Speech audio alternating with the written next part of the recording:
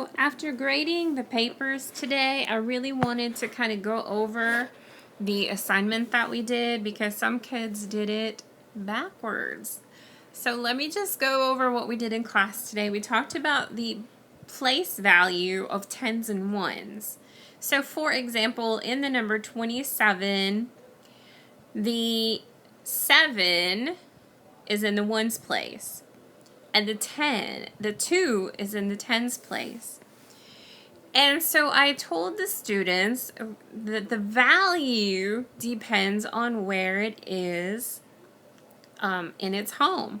So the 7 ones would be here, and we would count them by ones. And then I told them that the 2 tens are found right here, and we would need to count those by tens. So then we had 10, 20. So the value of that underlined digit would have been 20.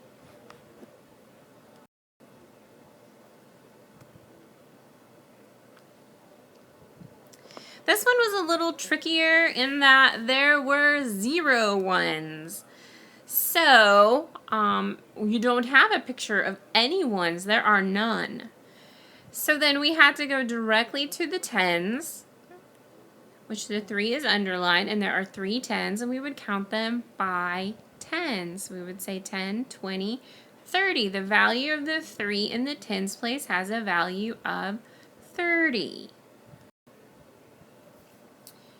Now we have one in the ones place that's underlined.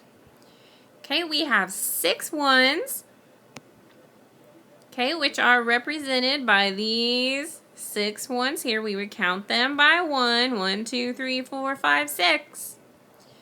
Okay, and then the 5 tens are the ones that we would count by tens, but we don't have to do that because we're not looking at the tens place, we're only looking at the ones place.